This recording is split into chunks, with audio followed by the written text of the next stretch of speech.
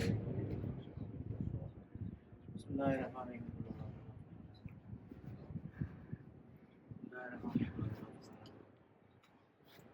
صلوات علی محمد وآل محمد. اللهم صل على محمد وآل محمد وعجل فرجهم. حسبنا الله ونعم الوكيل، نعم المولى ونعم النصير، لا حول ولا قوة إلا بالله العلي العظيم. أعوذ بالله من الشيطان الرجيم. بسم الله الرحمن الرحيم. الحمد لله رب العالمين، والصلاة والسلام على سيد المرسلين سيدنا ونبينا وشفيعنا ومولانا أبي القاسم محمد. اللهم صل على محمد وآل محمد وعجل فرجهم. وعلى أهل بيته الطيبين الطاهرين المعصومين المظلومين، ولعنة الله على أعدائهم أجمعين. أما بعد، فقد قال الله تبارك وتعالى في محكم كتابه المبين. بسم الله الرحمن الرحيم. ولكل جعلنا موالي مما ترك الوالدان والأقربون والذين عقدت أيمانكم فآتوهم نصيبهم إن الله كان على كل شيء شهيدا. صدق الله العلي العظيم. صلوات محمد. اللهم صل على محمد وآل محمد وعجل فرجهم. اللہ رب العالمین سے دعا ہے کہ جو فاتحہ ہم نے پڑھی ہے اس کا ثواب بانیان مجلس کے جو بھی مرحومین اس دنیا سے چلے گئے من جملہ تمام مومنین یا رب العالمین انہیں بطور ہدیہ پیش کرتے ہیں. قبول فرما یا رب العالمین. انہیں محمد و آل محمد علیہ السلام کی شفاعت نصیب فرما. واسطہ جوانی حضرت علی اکبر کا جو نوجوان بے روزگار ہیں انہیں پاک اور طیب رزق عطا فرما. جو بیمار ہیں پریشان حال ہیں بیمار کربلا کے صدقے ان کی جو بھی بیماری ہے پریشانی ہے دور فرما. ہمارے مولا و آقا امام مہدی علیہ الصلوۃ والسلام کا جلد ظہور فرما. شامل فرما. حق محمد و آل محمد. ایک صلوات پڑھیں. اللهم صل على محمد وآل محمد وعجل فرجهم. ایضاً محترم خمسہ مجالس بسلسلہ شہادت بی فاطمہ الزہرا اللهم صل على محمد وآل محمد وعجل فرجهم. برپا کرنے والے منعقد کرنے والے علمدار ایسوسی ایشن اور آئمہ ان کی طرف سے، اور ہمارے اس خمسے کا جو عنوان ہے مجھے نہیں دیا گیا لیکن میں نے اپنی طرف سے عنوان رکھا ہے کہ وصیت رسول اللہ صلی اللہ علیہ وسلم، کیونکہ یہ وصیت رسول اللہ صلی اللہ علیہ وآلہ وسلم کو چھوڑنے اور بھلانے کا ہی نتیجہ ہے کہ دنیا میں تفرقہ ہے. اور بہت ضروری ہے کہ تمام جو حالات رسول اللہ صلی اللہ علیہ وآلہ وسلم کے وفات کے وقت ہوئے انہیں پڑھا جائے اور جانا جائے، کیونکہ جب تک رسول اللہ صلی اللہ علیہ وآلہ وسلم تھے تو نہ کوئی سنی تھا نہ شیعہ تھا، کوئی تفرقہ نہیں تھا. رسول اللہ صلی اللہ علیہ وآلہ وسلم دنیا سے گئے ہیں تو تفرقہ ہوا اور امت دو ٹکڑوں میں بٹ گئی. ہم کہتے ہیں کہ بی بی فاطمہ الزہرا رسول اللہ صلی اللہ علیہ وآلہ وسلم کے علم و مال کی وارث ہے، لیکن امت کا ایک بڑا گروہ جو اس بات کو نہیں مانتا.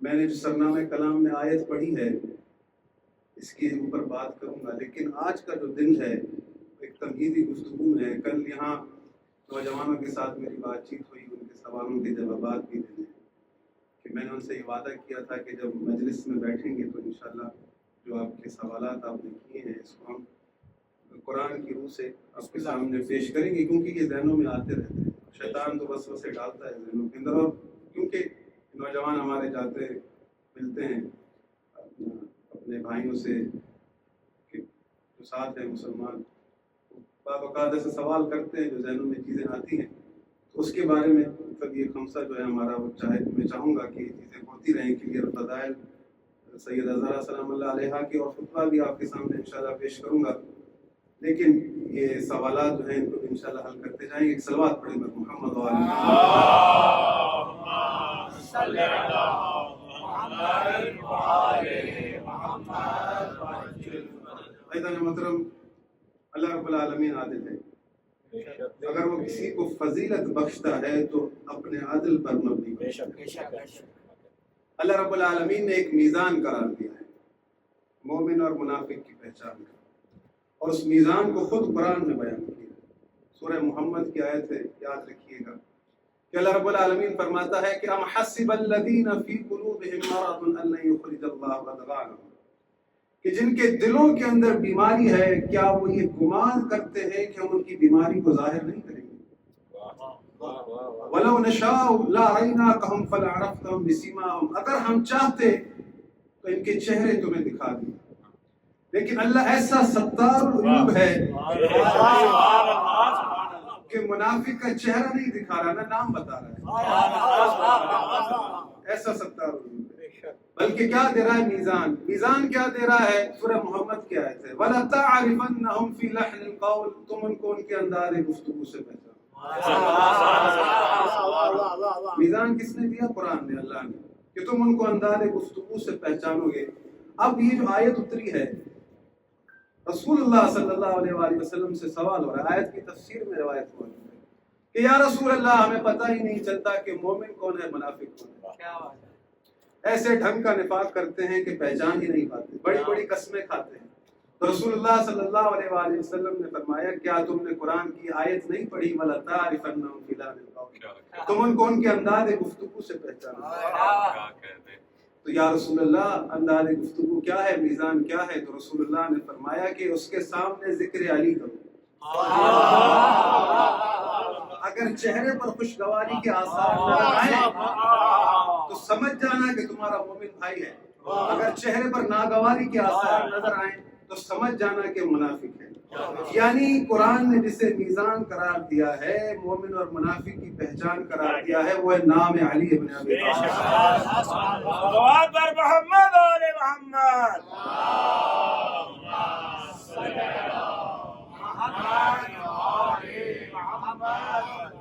ایضاً محترم، جس طرح امیر المومنین میزان ہے مومن اور منافق کی پہچان کا، اسی طرح سیدہ فاطمہ الزہرا میزان ہے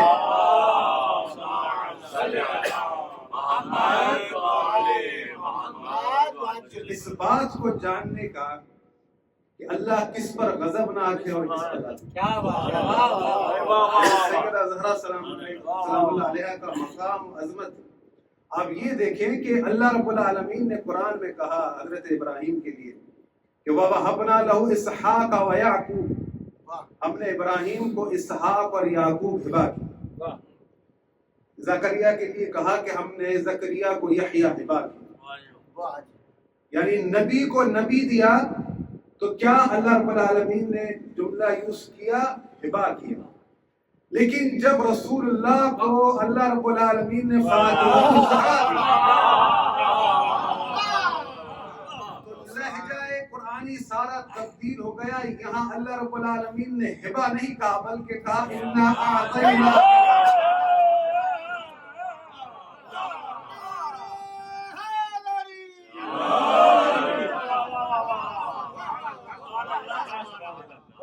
آپ کو کوثر عطا کی۔ ہبا انبیاء کے لیے، لیکن سیدہ کے لیے لہجہ تبدیل ہم نے آپ کو کوثر عطا کی۔ سیدہ فاطمہ الزہرا سلام اللہ علیہا، یعنی اگر ہم یہ کہتے ہیں کہ ان کا مقام و مرتبہ، کیونکہ ہمارے نزدیک انبیاء سے بڑھ کر بھی اگر افضل ہے تو محمد و آل محمد علیہ السلام ہے، تو اس کی دلیل ہے ہمارے پاس۔ اللہ رب العالمین نے خود قرآن میں یہ باتیں واضح کی ہیں، غور و فکر کی ضرورت ہے۔ حضرت موسیٰ گئے اللہ رب العالمین سے وعدہ نبھانے، جب لوٹے تو ان کی قوم گمراہ ہو چکی، تو غصے میں آئے حضرت ہارون کی داڑھی کے بال اور سر کے بال پکڑے، تو حضرت موسیٰ حضرت ہارون پر غضبناک تھے لیکن اللہ نہیں تھا۔ حضرت یونس اپنی قوم پر غضبناک تھے لیکن اللہ نہیں تھا۔ لیکن خدا کی قسم سیدہ فاطمہ الزہرا مطلقاً وہ شخصیت ہے کہ جس پر وہ غضبناک ہے، اللہ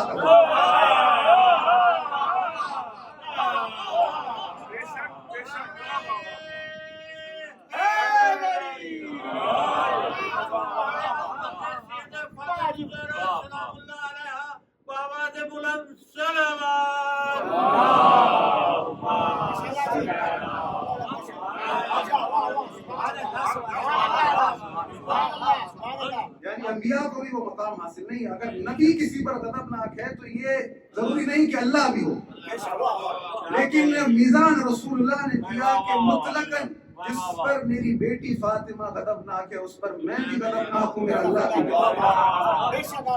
کوئی شک نہیں اس کی. یہ مقام انبیاء کو نہیں ملا جو سیدہ فاطمہ. اگر توجہ ہے تو ایک صلوات پڑھیں.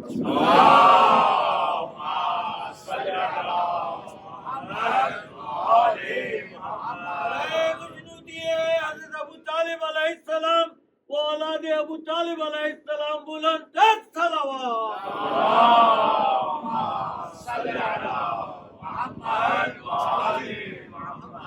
دیکھیے بعض اوقات ایسا ہوتا ہے کہ لوگوں کو میں ایسی چیزیں رائج کی جاتی ہیں کہ آپ کچھ بھی نہیں ہوتے کسی کو کچھ کہنے والے.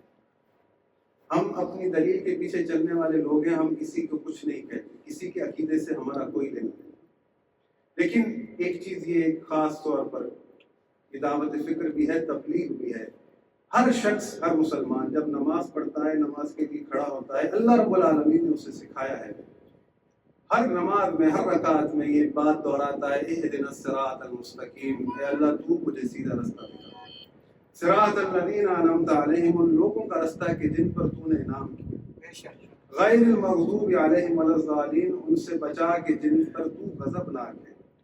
یعنی اب انسان بارہا ہر روز ایک بات دہراتا رہے, اللہ اسے کہتا ہے کہ تو بار بار یہ بات دہراتا رہے, لیکن اس کے اندر کوالٹی ہی نہیں ہے, پہچان ہی نہیں ہے کہ وہ کون لوگ ہیں کہ جس پر اللہ نے انعام کیا ہے, اور وہ کون لوگ ہیں کہ جس پر اللہ غضبناک ہے. تو اس عبادت کا کیا فائدہ؟ اس عبادت کا کیا فائدہ کہ انسان اپنے اندر تشخیص ہی پیدا نہ کرے, کہ وہ پہچان سکے کہ کون ہے کہ جس پر اللہ نے انعام کیا ہے, اور وہ کون ہے کہ جس پر اللہ غضبناک ہے, اور وہ کہتا پھرے میں تو سب کو مانتا ہوں.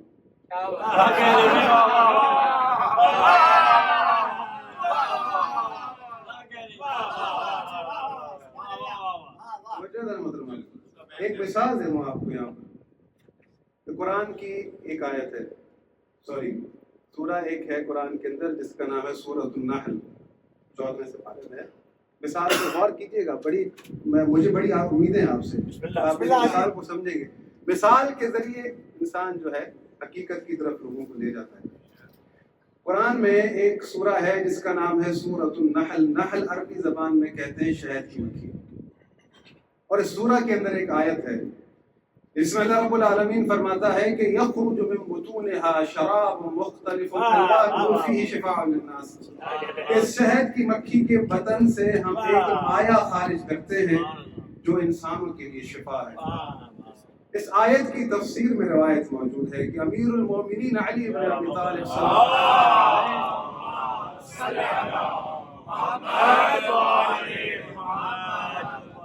فرماتے ہیں کہ شہد کی مکھی کی ایک خاصیت ہے کہ وہ ہمیشہ پاک اور لطیف خوشبودار پھولوں پر بیٹھتی ہے, خوشبودار درختوں پر بیٹھتی ہے. وہ شاخیں وہ درخت جن کی شاخیں پاک اور لطیف ہیں ان پر بیٹھتی ہے. اور اللہ نے اسے حکم کیا ہے وَمِنَ الْجِبَالِ وَمِنَ الشَّجَرِ, یعنی پہاڑوں سے, درختوں سے. یعنی اس کا انتخاب کیا ہے؟ طیبات. شہد کا انتخاب کیا ہے؟ طیبات. پھر مولا نے فرمایا کہ مومن مخلص بھی شہد کی مکھی کی طرح,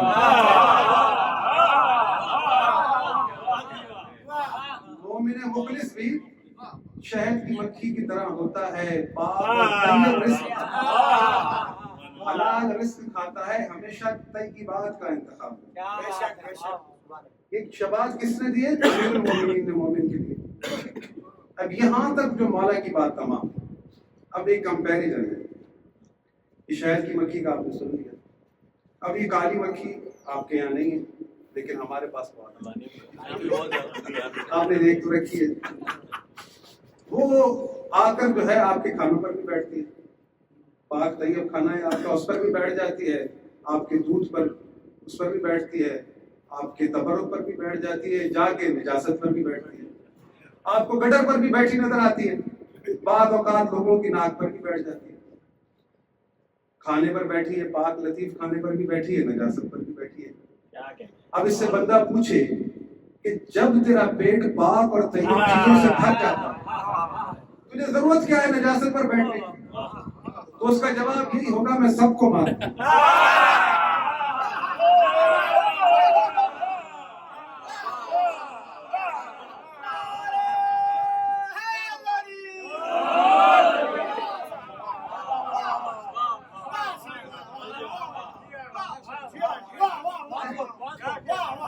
مثال دی ہے مکی کی مثال دی ہے. مکی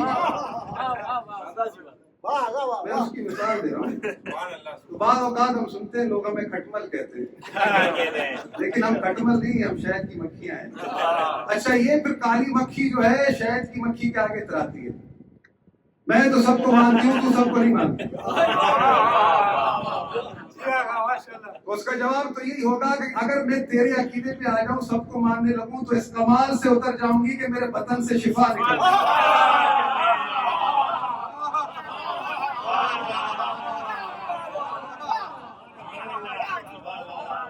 صلوات اور محمد آل محمد.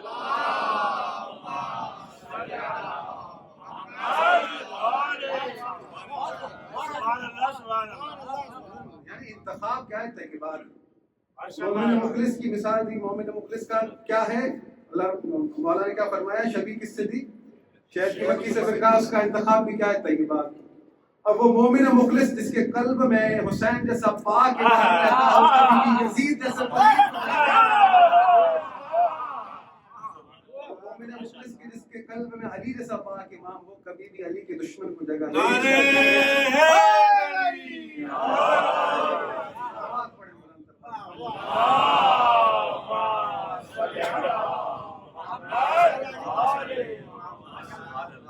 یہ تو اللہ ہی نہیں چاہتا نا بندے سے کہ بندہ اس عقیدے پہ چلے. بلکہ انسان کے لیے جو سب سے بڑی آزمائش ہے وہ یہ ہے کہ وہ حق کو پہچانے. اسی لیے رسول اللہ صلی اللہ علیہ وآلہ وسلم نے فرمایا تھا کہ من لم یعرف امام زمانہ مات. جو اپنے وقت کے امام کی معرفت کے سوا دنیا سے چلا گیا جاہلیت کی موت مرے. تو جب اگر آپ انتخاب غلط کریں گے تو ہوگا کیا؟ اگر نتائج بھی تو نکلتے ہیں نا. سورہ بقرہ آپ نے گھبرانا نہیں ہے. آیت نمبر 166 کہ معاشر کا دن ہوگا اگر انتخاب غلط ہے تو ہوگا کیا؟ اگر انتخاب غلط ہے. معاشر کا منظر خود اللہ بیان کر رہا ہے. وہ بات اللہ کسی بھی قوم کی کر رہا ہوں لیکن قرآن میں آیت موجود ہے. معاشر کا منظر کو اللہ رب العالمین بیان کر رہا ہے کہ معاشر کے روز جہنم کے دروازے سب سے آگے آگے ہوں گے سردار, پیچھے پیروکار. ایک لائن لگی ہوگی جہنم کے دروازے پہ. اب یہ جو سردار ہیں اپنے پچھلوں کو دیکھیں گے جنہوں نے ساری زندگی اتباع کی ہے. پچھلوں کو دیکھ کر ایک صلوات پڑھے گا محمد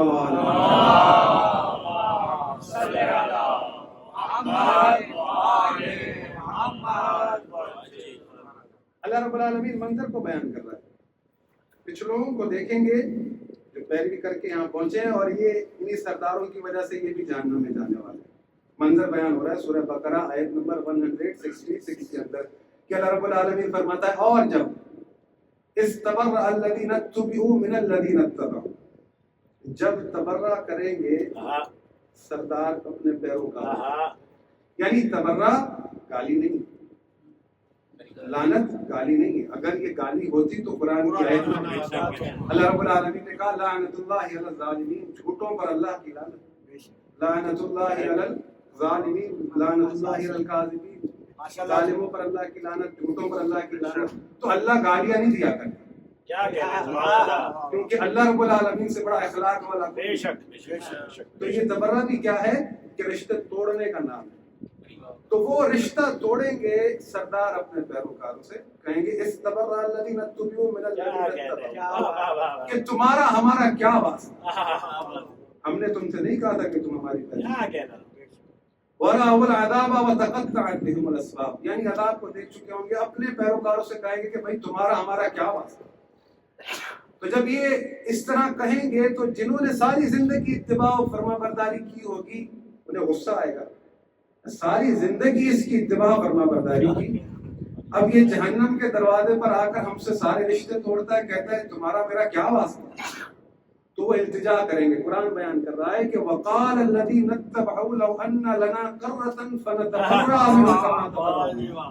اے ہمارے اللہ ہمیں دنیا میں واپس بھیج جیسے یہ ہم سے ابھی رشتہ توڑ رہے ہیں, ہم دنیا میں جا کر ان پر تبرہ کریں, ان سے سارے رشتے توڑ دیں.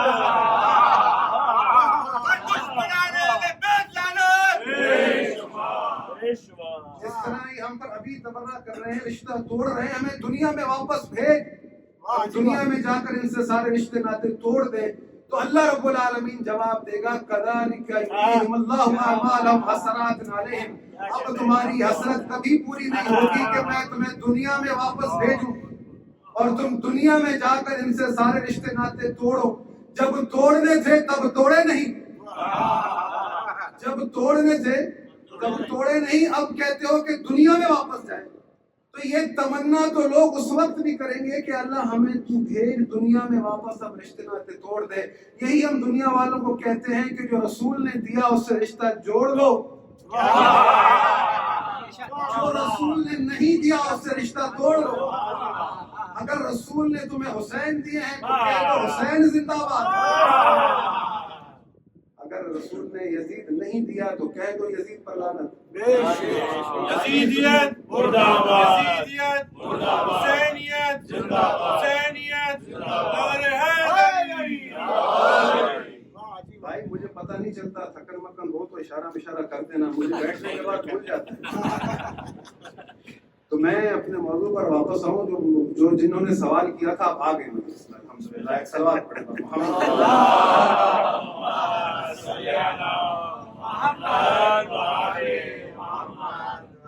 بات یہ ہے کہ سوال تو چلتے رہتے نا کہ بھئی بہت کچھ ہوا رسول اللہ کے بعد, امیر المومنین کی گھر پر حملہ ہوا, امیر المومنین نے کیوں کچھ نہیں کیا, ساری چیزیں چلتی ہیں.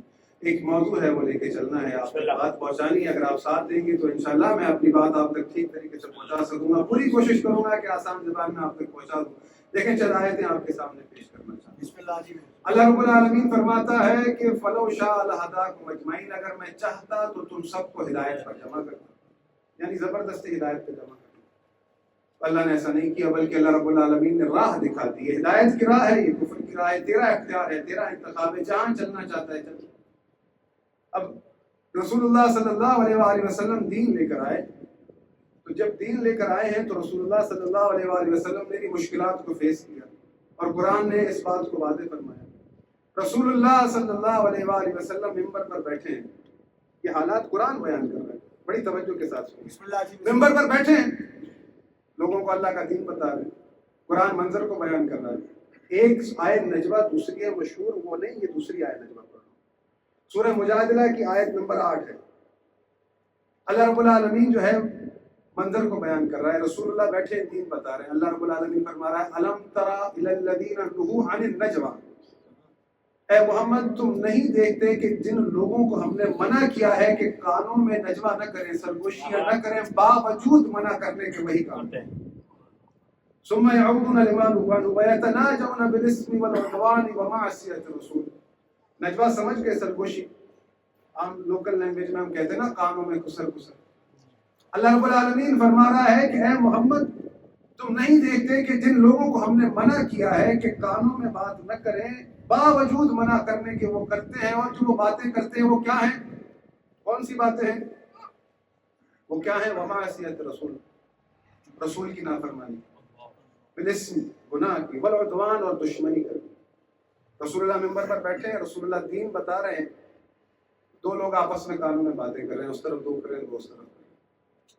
اللہ کے رسول نے کبھی بھی کسی کو بازو سے پکڑ کر باہر نہیں نکالا کہ یہ کیا کرے. اللہ رب العالمین نے نام بھی نہیں بتایا, کسی کا نام نہیں لیا, بس کوئی تھا جو باتیں کرتا تھا. اللہ نے کہا ہے کہ باتیں کون سی, یہ بتایا, اس گناہ کی, والعدوان دشمنی کرنے کی, ومعصیت رسول, رسول کی نافرمانی کرنے. رسول اللہ کے سامنے بیٹھ کر رسول اللہ کی نافرمانی کی بات ہے. کیا بات ہے, آپ نے آیت پر غور کیا, الم تر الی الذین نہوا عن النجوى ثم يعودون لما نهوا عنه ويتناجون بالاسم والعدوان ومعصية الرسول واذا جاءوك حيوك بما لم يحيك به الله. اور جب تمہارے پاس آتے ہیں تمہارے قریب تو جس لقب سے ہم نے تمہیں کبھی نہیں پکارا اپنے دل میں پکارتے ہیں.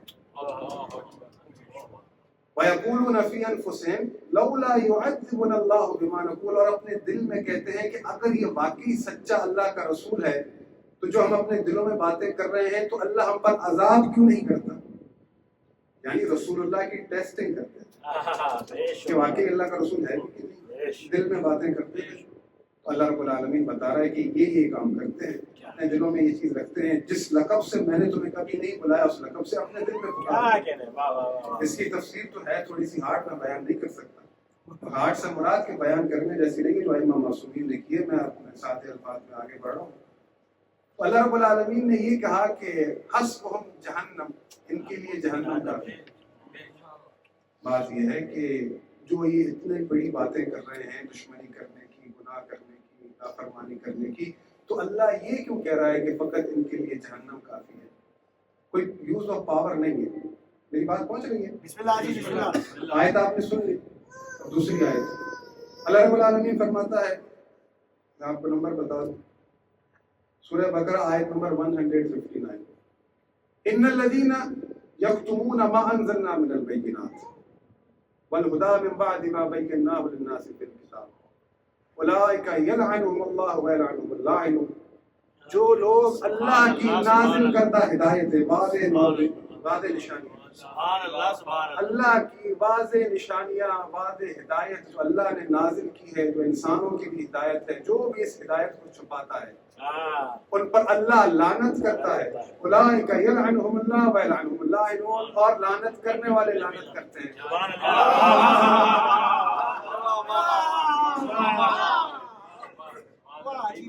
مقصد اللہ نے کہا کہ اللہ ان پر لعنت کرتا ہے, لعنت کرنے والے لعنت کرتے ہیں. اللہ نے کچھ لوگوں کو اپنے اس کام میں شریک بنا دیا. یہ بھی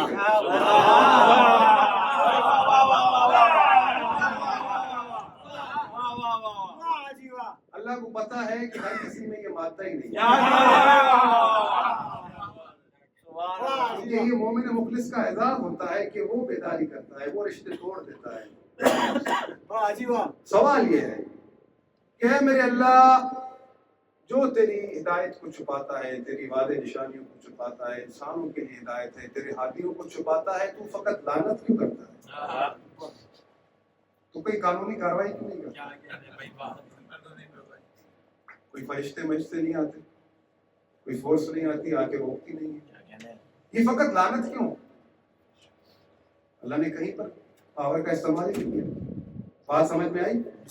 آگے بڑھتے ہیں. اگلی آیت سورہ نساء کی آیت نمبر 81, بڑی توجہ کے ساتھ. وَيَقُولُونَ طَاعَةٌ, اللہ فرما رہا ہے اے محمد یہ کہتے ہیں آپ سے, آپ کے منہ پر آپ کی فرما برداری دل سے منظور ہے. آپ کی فرما برداری دل سے منظور ہے. وَيَقُولُونَ طَاعَةٌ فَإِذَا بَرَزُوا مِنْ عِنْدِكَ بَيَّتَ طَائِفَةٌ مِّنْهُمْ غَيْرَ الَّذِي تَقُولُ, اور جب آپ سے اٹھ کر چلے جاتے ہیں اپنے گھروں میں جا کر آپ کی باتوں کے خلاف مشورے کرتے ہیں. نساء 81, اگر آپ کے پاس واٹس ایپ اپنے نمبر پہ جو ہے نا نمبر میسج چیک کریں پھر جا کے چیک کیجیے, پڑھیے. وَيَقُولُونَ طَاعَةٌ, منہ سے کہتے ہیں کہ آپ کی فرما برداری دل سے منظور ہے. آمنا مستقبل. فَإِذَا بَرَزُوا مِنْ عِنْدِكَ, جب آپ سے اٹھ کے جاتے ہیں, بَيَّتَ طَائِفَةٌ مِّنْهُمْ غَيْرَ الَّذِي تَقُولُ, اپنے گھروں میں آپ کی باتوں کے خلاف مشورے کرتے ہیں. سوال یہ ہے کہ اللہ رب العالمین نے یہ کہا کہ آپ کی باتوں کے خلاف مشورے کرتے ہیں. کون سے مشورے؟ وہ جو کانوں میں باتیں ہوتی تھی وہ کیا ہوتی تھی؟ نماز نہیں پڑھیں گے, روزہ نہیں رکھیں گے, حج نہیں کریں گے, زکوٰۃ نہیں دیں گے. کس چیز کی مخالفت؟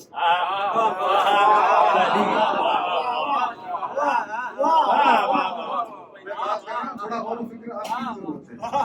کس چیز کی آخر مخالفت؟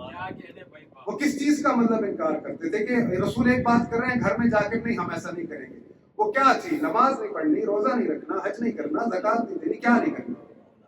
میری بات پہنچ رہی ہے؟ آپ سمجھ گئے کہ میں کیا کہنا چاہتا ہوں. بات یہ ہے کہ اب آیت کے آگے بڑھیں. فَإِذَا بَرَزُوا مِنْ عِنْدِكَ بَيَّتَ طَائِفَةٌ مِّنْهُمْ غَيْرَ الَّذِي تَقُولُ, آپ کی باتوں کے خلاف باتیں کرتے ہیں. پھر اللہ رب العالمین فرماتا ہے وَاللَّهُ يَكْتُبُ مَا يُبَيِّتُونَ, اور جو وہ باتیں کرتے ہیں میں اللہ لکھ لیتا ہوں.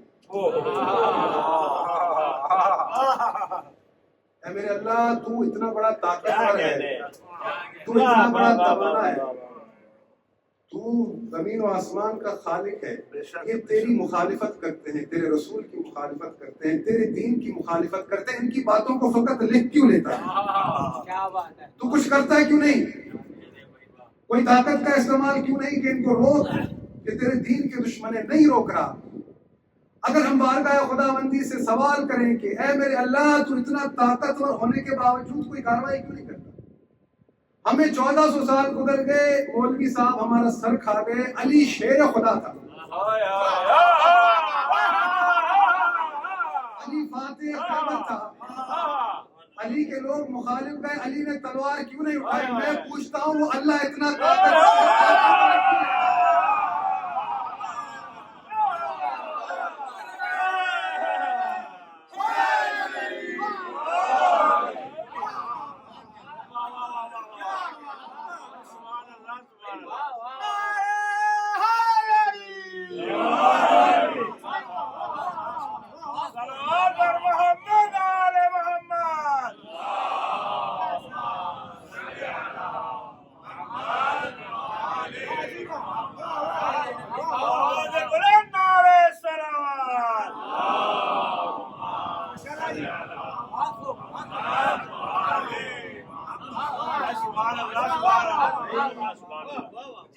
سال گزر گئے، سوال ہو رہا ہے، آج ہمارا دن ہے، ہم سوال کریں۔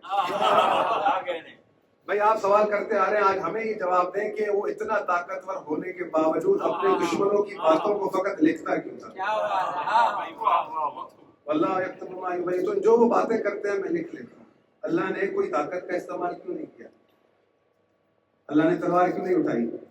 فرشتوں کی فوج بھیج سکتا تھا؟ نہیں بھیج سکتا، لیکن نہیں بھیجی۔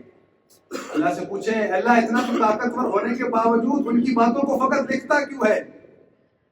کیونکہ اس کا یہ معاملہ ہے کہ اس نے تمام کے تمام معاملات مؤخر رکھے ہیں، زبردستی نہیں کرے گا۔ 1400 سال گزر گئے، یہ سوال ہوتا ہوا آ رہا ہے۔ اللہ رب العالمین کی بارگاہ سے پوچھے اے میرے اللہ تو یہ فقط لکھتا کیوں ہے؟ تو جواب یہی آئے گا انا ہدیناہ السبیل اما شاکرا، یہ میری ہدایت کی سبیل ہے، اس سے اپنا کر جو چاہے مومن بن جائے، جو انکار کر کے کافر بن جائے۔ یعنی در حقیقت اس کا مفہوم یہ ہے کہ علی کی ولایت عشق کا سودا ہے، زور زبردستی نہیں ہے۔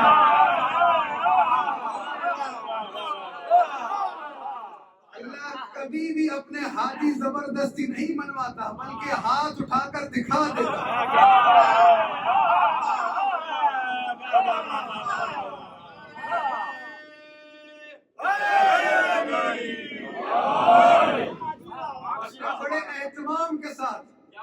بڑے اہتمام کے ساتھ دکھا دیا، ہاتھ بلند کروا کے کہ من کنت مولا فہذا علی، جس کا میں مولا اس کا علی مولا۔ اس نے دکھا دیا کبھی بھی زبردستی اپنے ہاتھی نہیں منواتا، نہ اپنی ولایت منواتا ہے، بلکہ یہ عشق کا سودا ہے۔ اب اس نے اپنے کلام میں کہا ہے کہ فَإِنْ أَسْلَمُوا فَقَدْ اهْتَدَوْا، ہدایت اسی کو ملے گی جو میرے آگے تسلیم ہو جائے۔ یہ عشق کا سودا ہے۔ اللہ اگر زبردستی علی کی ولایت منواتا تو جو زبردستی مانگتا ہے جنت اسے بھی دینی پڑتی۔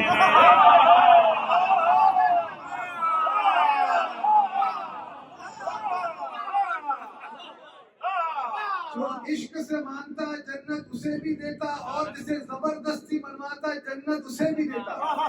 اللہ زبردستی نہیں چاہتا، بلکہ عشق سے چاہتا ہے کہ عشق سے میرے ہادی مانو۔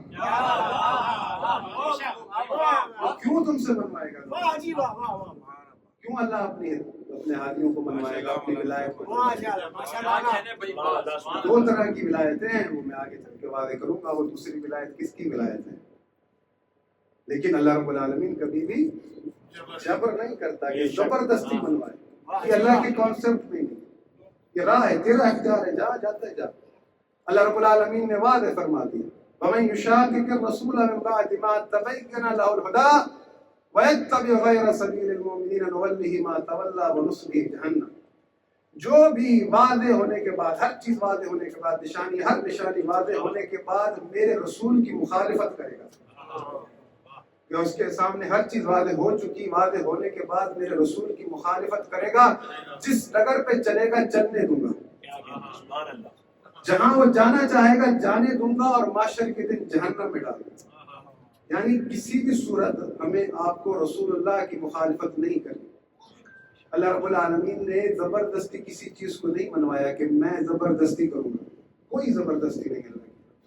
اگر ہم گناہ کرتے ہیں، کیا فرشتے نے کبھی آ کر ہمارا ہاتھ روکا ہے؟ اگر اس چیز کو خود پر اطلاق کریں کہ بھئی کیوں کر رہا ہے ایسا، اگر کوئی مثال دیتا ہے، کوئی شراب پی رہا ہے، فرشتہ آ کے نہیں روکتا، اختیار ہے، لیکن اللہ راضی نہیں ہے اس کام میں۔ اللہ رب العالمین نے ہاتھی دکھا دیے، کیونکہ یہ حدیث یہاں مصداق آتی ہے۔ رسول اللہ نے فرمایا تھا، اے علی اگر سب تیری ولایت پر جمع ہو جاتے ہیں تو اللہ جہنم نہیں کرتا۔ سب تیری ولایت پر اگر جمع ہو جاتے تو اللہ جہنم کو خلق نہ کرتا۔ آپ کی توجہ نہ ہوتی، بسم اللہ جی، تو جہنم ہی نہ ہوتی۔ اللہ رب العالمین کا یہ عدل ہے نا، تو جس کو بھی جنت ملے گی عدل سے ملے گی۔ تو اللہ رب العالمین نے یہاں پر بڑا کرم کیا ہے کہ آپ کو اپنی سبیل پر چلائے۔ اللہ کے رب العالمین کی سبیل پر آپ ہیں۔ بعض اوقات یہ دلیل بنا دی جاتی ہے کہ جہاں تعداد زیادہ ہے، جہاں اکثریت زیادہ ہے، وہ حق ہے۔ حالانکہ اللہ رب العالمین نے ہر جگہ اکثریت کو کریٹیسائز کیا ہے۔ اکثرهم الجاہلون، اکثریت جاہل ہے۔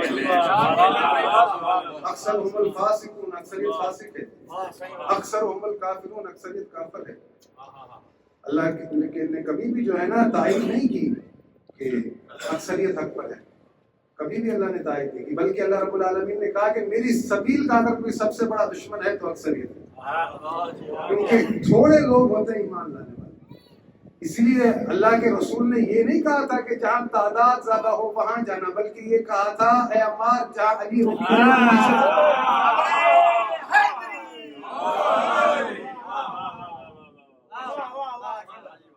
رضی اللہ کے رسول نے ہاتھی دکھا دیے۔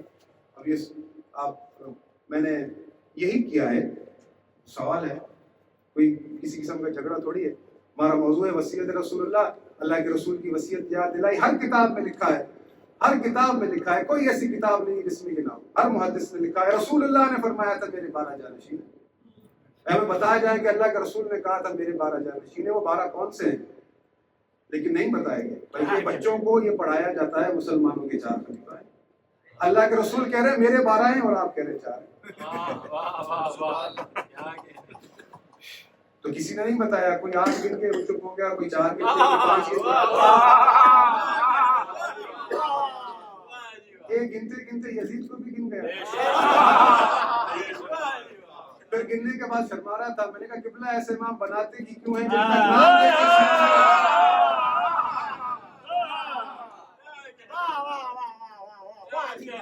بندہ بنائے پھر مقصد انسان وہ انتخاب اپنا اچھا رکھے نا، اپنا انتخاب اچھا رکھے کہ بھئی میں ایسا انتخاب کروں کہ مجھے کل کلا کوئی مسئلہ نہ ہو، کہیں شرمندگی نہ اٹھانی پڑے۔ لیکن خدا کی قسم علی اس عزت کا نام ہے جو کسی میدان میں رسوا نہیں۔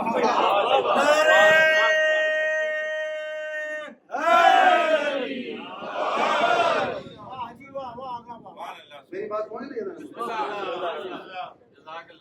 دیکھیں نا، یہ نوجوان کہتے ہیں کہ بھئی سارے سوال ہوتے ہیں، سارے پریشان ہو جاتے ہیں کہ بھئی مولا علی جو ہے وہ کیوں بتاتے تھے، کوئی اگر سوال پوچھنے آتا تھا تو آپ کیا چاہتے ہیں کہ مولا علی مولویوں والا کام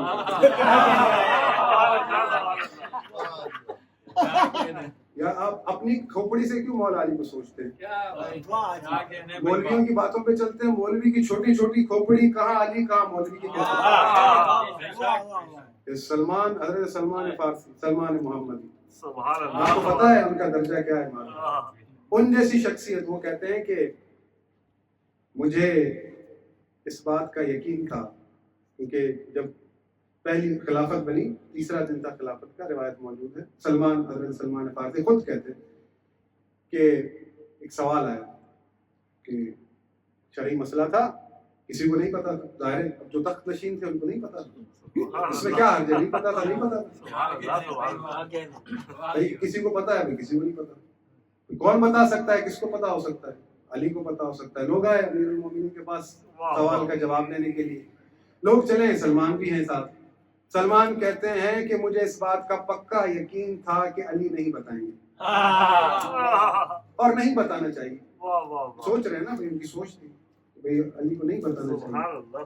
وہ آئے مولا سے سوال پوچھا، سب جیسے پوچھا مولا نے فوراً جواب دے دیا. جواب انہوں نے لیا، جواب دے کر چلے گئے. حضرت سلمان کہتے ہیں میں نے ان سے کہا مولا آپ نے کیوں بتایا؟ یہی تو موقع تھا کہ ان کو احساس دلایا جائے کہ یہ منصب ان کا نہیں ہے.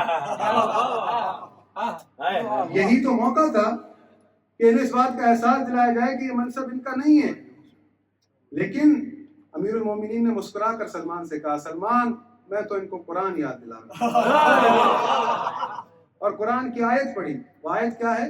سورہ یونس، افمن یہدی الی الحق احق ان یتبع امن لا یہدی الی حق یہ ہے کہ جو حق کی ہدایت کرے پیروی اس کی کرو، نہ کہ اس کی پیروی کرو جو خود محتاج ہے.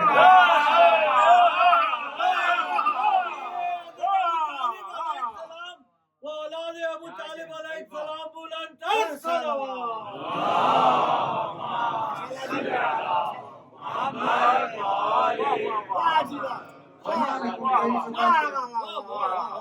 تم یہ کیسی قضاوت کرتے ہو؟ امیر المومنین نے بتا دیا میں تو ان کو قرآن یاد دلا. یہ حق یہ ہے کہ جو حق کی ہدایت کرے پیروی اس کی جائے، نہ کہ اس کی پیروی کی جائے جو خود محتاج ہدایت. اب یہ کہتے ہیں کہ بھئی انہوں نے طلب نہیں کیا، امام حسین نے طلب نہیں کیا حکومت کو. تم کیا چاہتے ہو کہ حسین تمہارے پاس آئیں اور تم سے کہیں کہ تم مجھے بناؤ؟ امام وہ نہیں ہوتا جو حسرت سے لوگوں کو دیکھے کہ یہ چنے تو میں بنوں.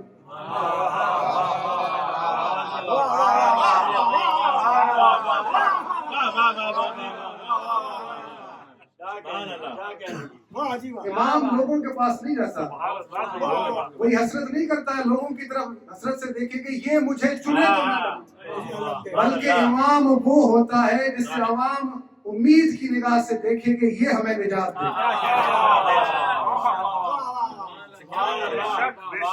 آپ کی توجہ یعنی ہر حوالے سے اگر دیکھا جائے ماشاءاللہ جی ماشاءاللہ، اللہ کے رسول صلی اللہ علیہ وآلہ وسلم نے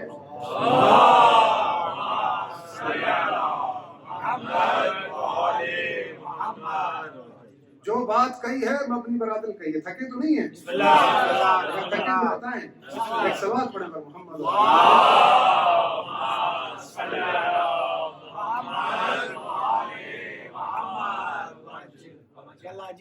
یعنی اللہ کے رسول نے فرمایا کہ میں تمہارے درمیان قرآن اور اہل بیت چھوڑے جا رہا ہوں. اگر چاہتے ہو گمراہ نہ ہو، میں محمد ضمانت دیتا ہوں تو ان کی پیروی کرنا، ان سے متمسک رہنا. اگر متمسک رہو گے تو گمراہ نہیں ہوگے، اگر چاہتے ہو گمراہ نہ ہو تو ان کے پیچھے چلنا. رسول اللہ نے فیصلہ دے دیا، مبنی بر عدل ہے ہر حوالے سے. اگر حکمت کا در دیکھنا ہے، اگر صداقت کا در دیکھنا ہے، اگر طہارت کا در دیکھنا ہے تو آپ کی توجہ تھا نا مطلب میری بات پہنچ رہی ہے؟ کیونکہ اللہ رب العالمین نے کچھ چیزیں وعدے کہی ہیں اور خود ان کو وعدے بھی فرمایا ہے کہ لوگ پریشان نہ ہو. اللہ رب العالمین کا یہ فرمان ہے یرید اللہ بکم اليسر ولا یرید بکم العسر. اللہ تمہارے لیے آسانی چاہتا ہے، تمہارے لیے مشکل نہیں چاہتا. اس آیت کی تفسیر بہت طویل ہے، لیکن جہاں وقت آئے گا اس کا میں ضرور اس کو بیان کروں گا کہ کس کے لیے اتری اور اللہ کا اصل ہدف کیا ہے اس کو کہنے کا. لیکن ایک مشہور و معروف آیت ہے سورہ توبہ کے اندر، یا ایھا الذین آمنوا اتقوا اللہ وکونوا مع الصادقین. اے لوگوں جو ایمان لائے ہو اللہ سے ڈرو اور سچوں کے ساتھ جڑ جاؤ. آپ کی توجہ ہے؟ اے میرے اللہ تو ہم سے یہ کہہ رہا ہے اے لوگوں جو ایمان لائے ہو اللہ سے ڈرو سچوں کے ساتھ جڑ جاؤ. تو میرے اللہ وہ کون سے سچے دل سے ہمیں ڈھونڈیں؟ وہ سچے ہم ڈھونڈیں گے یا تو بتائے گا؟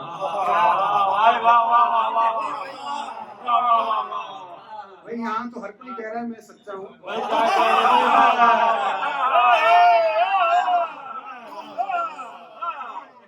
بھائی اللہ کہہ رہا ہے سچوں کے ساتھ جڑ جاؤ، یہاں تو ہر کوئی کہہ رہا ہے میں سچا ہوں.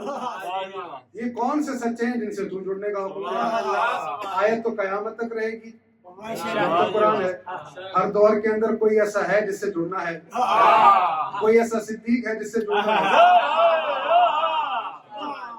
آج کے دور میں اگر یہ پڑھوں قرآن کی آیت قرآن کی تلاوت کر رہا ہوں، آپ کر رہے ہو، اور آیت ہے اے لوگوں جو ایمان لائے ہو اللہ سے ڈرو سچوں کے ساتھ جڑ جاؤ، تو کسے ڈھونڈو گے؟ اب کوئی تو ہے بھائی جس سے اللہ جڑنے کا حکم دے رہا ہے. یہ سچا کوئی عام سچا نہیں ہو سکتا، یہ وہ سچا ہو سکتا ہے جو دنیا میں آیا ہے صدیق ہے، دنیا سے جائے گا.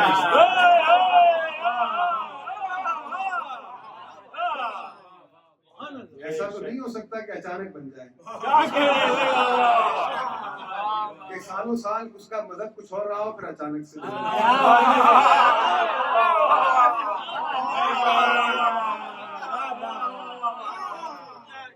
اللہ کا کہہ رہا ہے سچوں سے کے ساتھ جڑ جاؤ، تو کوئی ایسا سچا ہے جو اس نے صدیق ہی بھیجا ہے، اس نے صدیق بنا کر بھیجا ہے. ہر زمانے میں آج کے زمانے میں بھی ہے. الحمدللہ امام زمان علیہ السلام.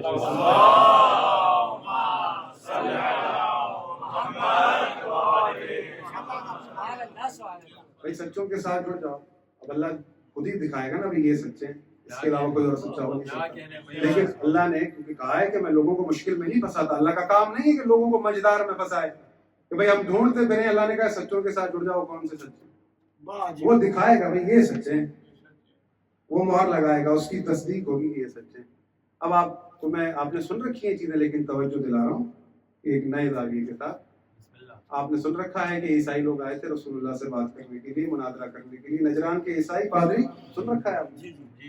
تو جب رسول اللہ کے پاس وہ آئے ہیں، کیونکہ لوگوں نے کہا کہ آپ بھی کہتے ہیں کہ ہم بھی اللہ کے دین کو ماننے والے ہیں، عیسیٰ کو اللہ کا بیٹا کہتے ہیں، تو ایک نبی آئے ہیں. تو عیسائی آئے بات کرنے کے لیے رسول اللہ سے مناظرہ کرنے کے لیے. اب جب رسول اللہ کے پاس آئے ہیں تو اللہ رب العالمین نے سارا منظر قرآن میں بیان کیا. بات کرنے آئے ہیں. مناظرے کا ایک اصول ہے، جب وہ آئے رسول اللہ سے بات کرنے تو اللہ کے رسول نے قرآن پیش کیا. فمن حاجک فیہ من بعد ما جاءک من العلم. اب میں کسی کے ساتھ بات کر رہا ہوں، مناظرہ کر رہا ہوں، تو میں کسی کو اگر حدیث سناتا ہوں، وہ کہتا ہے راوی ضعیف ہے، حدیث ضعیف ہے. میری ذمہ داری کیا ہے؟ اس کے سامنے آیت پڑھو. اب جو دوسری دلیل لاؤں گا وہ اس سے بڑی دلیل ہوگی. حدیث سے بڑی دلیل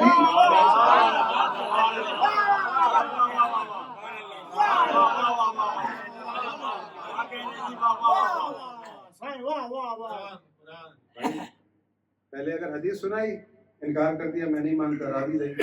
اچھا قرآن کی آیت، اب تو انکار نہیں کرے گا کیونکہ اس سے بڑی دلیل آ گئی، اب تو انکار نہیں ہو سکتا. اب آپ مجھے یہ بتائیں کہ جب پہلی دلیل ہی قرآن ہو،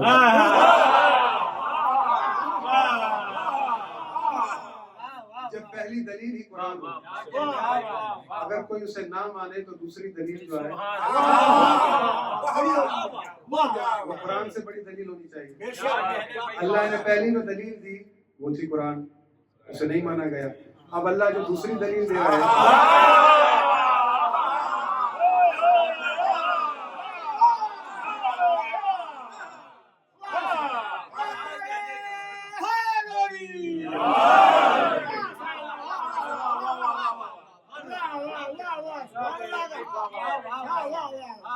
دوسری دلیل کیا ہے؟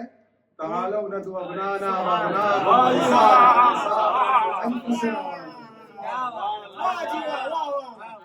ایک چیز اور ہے سمجھنے کی. عیسائی لوگ حضرت عیسیٰ کو مانتے تھے نا. حضرت عیسیٰ کے معجزات کیا تھے؟ قرآن کیا کہتا ہے؟ انی اخلق لکم من الطین کہیئۃ الطیر فانفخ فیہ فیکون طیرا باذن اللہ. مٹی کے پرندے بناتے تھے، پھونک مارتے تھے، اڑ جاتے تھے. وابرئ الاکمہ والابرص باذن، نابیناؤں کو بینائی دیتے تھے. اگر کسی نابینا کی آنکھوں پر ہاتھ پھیرا بینائی آ گئی. والابرص، کس برس کے مریض کو ٹھیک کر دیا. غیب کی باتیں بتاتے ہیں کہ گھروں میں کیا چھپا رکھا ہے تم نے، کتنے پیسے. سب سے بڑی بات وَيَسْتُخْرِجُ الْمَوْتَى بِإِذْنِهِ، مردے کو زندہ کر دیتے. اب آپ سارے سمجھدار پڑھے لکھے لوگ ہیں. اللہ رب العالمین کیا اس دلیل کے ذریعے سے کہ رسول اللہ کو کہتا ہے اے محمد جیسے عیسیٰ نے مردہ زندہ کر دکھایا تم بھی کر دکھاؤ، جیسے عیسیٰ نے نابیناؤں کو بینائی دی تم بھی بینائی دے کر دکھاؤ، جس طرح عیسیٰ نے برس کے مریضوں کو شفا دی تم بھی دے کر دکھاؤ. رسول اللہ جاتے قبرستان جا کر سارے مردے کے سب مردوں کو کہتے اٹھ جاؤ باذن اللہ، تو اٹھ جاتے. بے شک بے شک اللہ کی توحید بھی منوائی جا سکتی تھی، رسالت بھی منوائی جا سکتی تھی. بھئی دیکھو عیسیٰ کے پاس یہ کمالات تھے، یہ میرے پاس بھی ہے، وہ بھی اللہ کا نبی، میں بھی اللہ کا نبی. ارے واہ جی واہ. یہ تو ایزی وے تھا سبحان اللہ کہ اللہ منوا لیتا، اپنی توحید بھی منوا لیتا، واہ جی واہ اپنے رسول کی رسالت بھی منوا لیتا. لیکن اللہ نے اس دلیل کو دیا ہی نہیں. ایزی تھی، یہ دلیل نہیں تھی، بلکہ دلیل کیا تھی؟ تعالوا ندعو ابناءنا وابناءکم ونساءنا ونساءکم وانفسنا وانفسکم. آپ خود سوچیں، تھوڑی دیر کے لیے غور و فکر کریں کہ اللہ کے رسول اگر انہیں مردہ زندہ کر دکھاتے، یہ دلیل کم دلیل بڑی بات فیصلہ ہو جاتا. بھئی میں اللہ کا نبی ہوں، میں نے مردہ زندہ کی، عیسیٰ نے کی، میں نے کر. واہ جی واہ واہ واہ واہ واہ. بات یہ ہے کہ اللہ نے ایزی دلیل تھی وہ نہیں دی، واہ واہ بلکہ یہ کہا کہ محمد تم آؤ، اپنے بیٹوں کو لے کر آؤ، اپنے نفس کو لے کر آؤ، اپنی عورتوں کو لے کر آؤ. واہ واہ واہ. یعنی در حقیقت وہ جو عیسائی تھے، اللہ ان کو بھی بتانا چاہ رہا تھا، مسلمانوں کو بھی بتانا چاہ رہا تھا، قیامت تک آنے والے لوگوں کو بتانا چاہ رہا تھا کہ میں تمہیں یہ وقت ہے کہ جو سچے اللہ نے جن سے جڑنے کا حکم دیا ہے میدان میں لاؤ.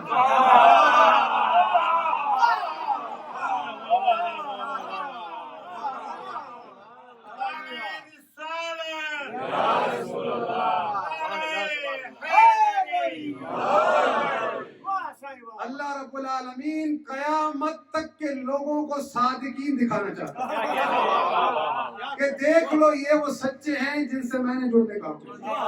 یہ وہ ہیں جو مجھ اللہ کے ہونے کی گواہی دیں گے. یہ جو ہیں آدم سے لے کر تمام انبیاء کی گواہی دیں گے. یہ میرے کل کے کل دین کی گواہی دیں گے. یہ اپنے سچے ہونے کی گواہی دیں گے. دیکھ لو یہ وہ سچے ہیں. لیکن یہاں پر ایک اور چیز قابل توجہ، غور فکر کیجیے. بسم اللہ جی بسم اللہ. اللہ رب العالمین نے سورہ احزاب میں فرمایا رسول اللہ کی ازواج کو وَقَرْنَ فِي بُيُوتِكُنَّ، اپنے گھروں میں قرار اختیار کرو.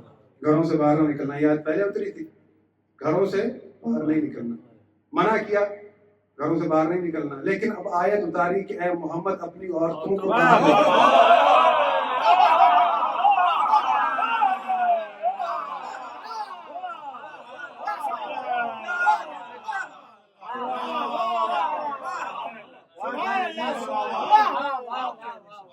پہلے منع کیا گھروں سے باہر نہیں نکلنا، واہ جی واہ واہ واہ واہ. اللہ کہہ رہا ہے کہ اپنی عورتوں کو لے کر آؤ.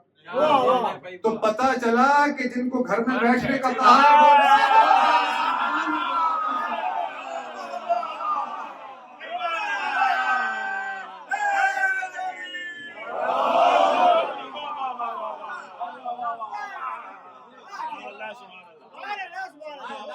جسے اللہ نے میدان میں بلایا ہے وہ نساء اور ہے.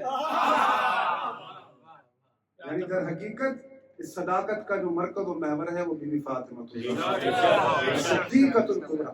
واہ واہ جسے واہ. اللہ در حقیقت یہ کام تو اللہ علی سے بھی لے سکتا تھا، مردے زندہ کروا دیتا کہ بھائی محمد کے جانشین جا رہے ہیں اور مردے زندہ کر کے دکھا رہے ہیں. لیکن جو اس صداقت کے گھر کا مرکز و محور ہے وہ بی بی فاطمہ الزہرا اور حسن حسین جو صدیق ہیں، اور ان میں سب سے بڑا صدیق اکبر علی ابن ابی طالب، جنہیں اللہ رب العالمین میدان میں بلا کر دکھا رہا ہے کہ یہ ہے کہ قیامت تک کے لوگ پریشان نہ ہوں کہ ہمیں کہاں جانا ہے. تو جہاں یہ اتنے بڑے صدیق، جہاں وہ بیوی جس کا یہ مقام و عظمت کہ اللہ رب العالمین نے اسے اپنی گواہی دینے کے لیے بلایا، اس پر وہ مقام آیا کہ اسے جھٹلایا گیا، اس سے گواہ مانگے. محترم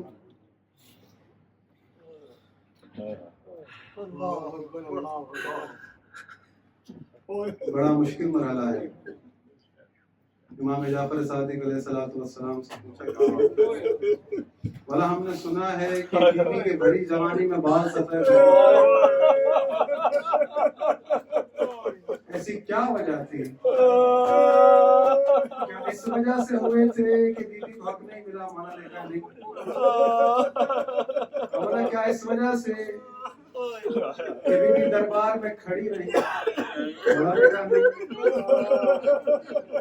کہا مولا بیوی کے گھر پر حملہ ہوا کیا اس وجہ سے؟ مولا پھر آپ بتائیں کہ ایسا کیا تھا کہ بیوی کے بھری جوانی میں بال سفر. تو امام نے فرمایا کہ جب ہماری دادی کو کسی نے کہا نا کہ تو جھوٹ بولتا ہے،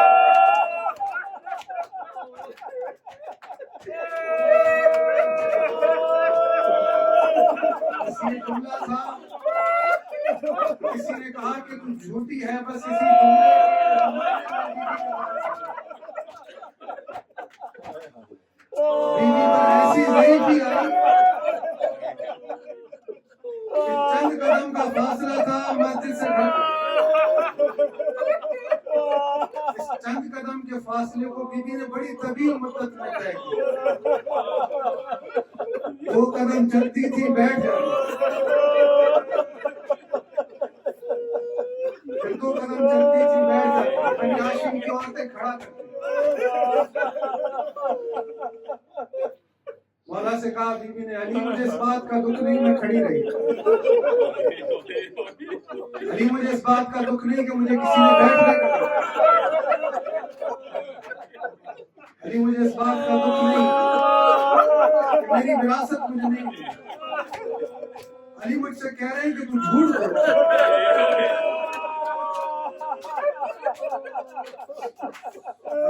محترم بڑے جملے بیوی کے لیے سنگین تھے. آپ سنتے ہیں کہ بیوی جب روتی تھی سارے اہل مدینہ سنتے تھے. اگر برابر گلی میں ایک گھر میں 100 خواتین بھی روتی رہے تو یہاں آواز نہیں آئی. لیکن ایسا کیا تھا کہ جب بیوی روتی تھی پورا مدینہ سنتا تھا. آیت اللہ شیخ جعفر لکھتے ہیں کہ جب بیوی روتی تھی بیوی کا رونا دیکھ کر حسن حسین روتے تھے.